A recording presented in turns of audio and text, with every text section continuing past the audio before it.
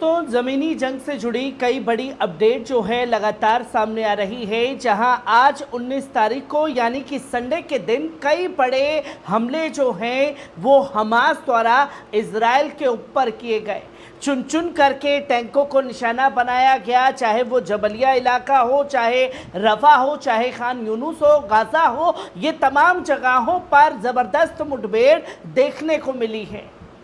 तो वहीं Israeli media ने भी साफ तौर पर कह दिया है कि हमास से जंग हार चुका है इजराइल। तो वहीं आप साफ तौर पर ये भी देख रहे हैं कि किस तरीके से वेस्ट बैंक में भी हमास ने पूरा मोर्चा संभाल रखा है। तो वहीं रक्षा मंत्री हो इजराइल के, चाहे प्रधानमंत्री बेंजामिन नेतन्याहू हो, वो प्रेस कॉन्फ्रेंस में साफ तौर पर कह रहे हैं कि गाजा के लिए हमारे पास अब कोई स्ट्रेटजी जो है वो बची नहीं है। और दोस्तों, जब खुद एक देश का प्रधानमंत्री और रक्षा मंत्री ये कहे कि गाजा के लिए हमारे पास कोई स्ट्रेटजी नहीं, इजरायली मीडिया ये खुद कहे कि इजराइल जो है हमास से जंग हार चुका है, तो उस देश के बारे में क्या ही कहा जाए। और ये रेड एरो देख करके इजरायली सैनिकों के पसीने छूटते हैं, क्योंकि ये कहते हैं कि कोई मारा नहीं, हमारे सैनिकों का कोई नुकसान नहीं हुआ। उधर अपने टेलीग्राम चैनल पर वीडियो को सर्कुलेट करके दुनिया को हमास बता देता है कि हम हर जगह पर मोर्चा संभाल रहे हैं और चुन चुन करके इनके सैनिकों को निशाना बना रहे हैं, जिसकी अपडेट साफ तौर पर दी जा रही है। और हमास ने अपने टेलीग्राम चैनल पर यह साफ तौर पर बताया कि उसने खास तौर पर जबलिया इलाके में जो इजरायली कमांड का हेडक्वार्टर था उसे उड़ाने का काम किया है, जिसकी जानकारी अभी कुछ देर पहले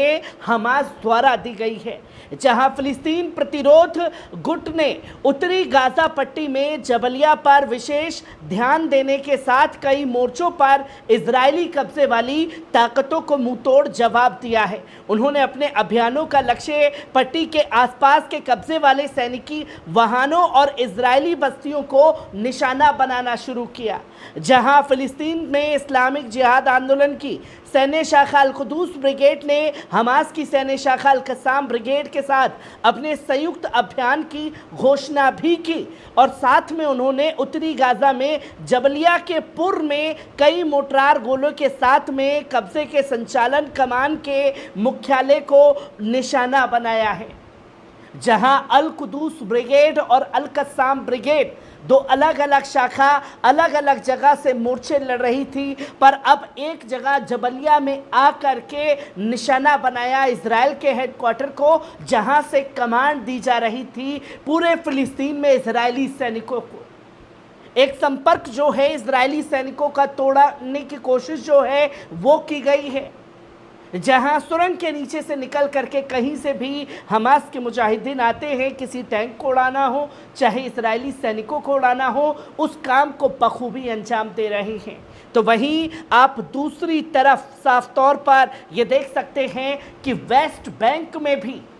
लगातार बड़े मोर्चेबंदी चल रही है, जिसकी जानकारी खुद दी गई है और बताया गया है कि रविवार को सुबह के समय इजरायली कब्जे वाले बलों ने वेस्ट बैंक के विभिन्न क्षेत्रों में छापे और गिरफ्तारियों सहित एक व्यापक अभियान चलाया, जिसमें कई स्थानों पर जबरदस्त टकराव हमास और इजराइल के बीच वेस्ट बैंक में देखने को मिला। और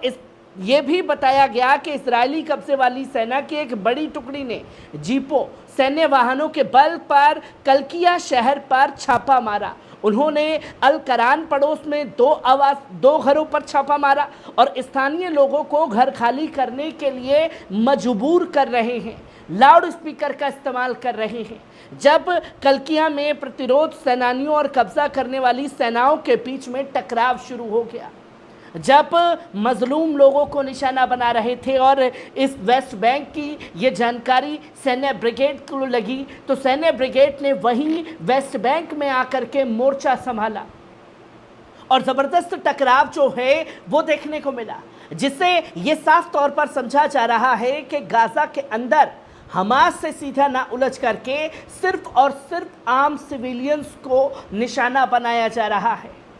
जहां हमास से जंग में मुंह की खानी पड़ रही है। इसके बाद दो समूहों और कब्जा वाली सेनाओं के बीच में टकराव शुरू हो गया, जिसके बाद में जीवित गोला बारूद और रबर गोलियां, स्टन ग्रेनेड और आंसू गैस का उपयोग जो है वो हमास द्वारा किया गया। नबलस में भी कब्जा करने वाली सेना ने शहर में प्रवेश किया और टेलीफोन दुकान और छापा मारा, जिसमें व्यापक क्षति हुई और उधर भी एक टकराव जो है वो खास तौर पर छिड़ गया। जहां आप हमास से जंग में सक नहीं पा रहे तो आम सिविलियंस को निशाना बना रहे हैं, और आम सिविलियंस को निशाना इसलिए बना रहे हैं ताकि सैन्य ब्रिगेड की शाखा से जुड़े हुए लोग जो हैं वो सामने आए और फिर ये उन्हें मार गिराएं। पर यह पैतरा भी अब उल्टा पड़ गया है, बल्कि खुद जब ये जानकारी सैन्य ब्रिगेड को पड़ रही है कि हमारे आम सिविलियंस को निशाना बनाया जा रहा है, तो वो खुद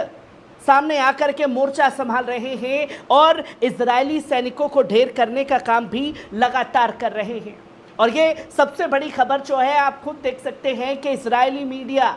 ये साफ तौर पर कह रहा है कि हमास से इजराइल हार चुका है। जहां आप साफ तौर पर देख सकते हैं कि इजरायली मीडिया आउटलेट्स ने कई मोर्चों पर हालिया टकराव में इजराइल पर हमास की जीत की पुष्टि की है। इजरायली समाचार मंच सिविल प्रेस की रिपोर्ट के अनुसार वे आंदोलन गाजा में सैन्य और राजनीतिक रूप से विजयी हुआ है, जिसे वैश्विक जनमत से महत्वपूर्ण समर्थन मिल रहा है। जहां आपने ये बताया कि हमास आतंकी है साहब, हमास ये कर रहा है, हमास वो कर रहा है, पर पूरी दुनिया का समर्थन जो है फिलिस्तीन और हमास के लोगों को मिला। और ख़ुद अब पूरी दुनिया के लोग जो हैं वो ये कह रहे हैं कि हमास के सैन्य ब्रिगेड के जो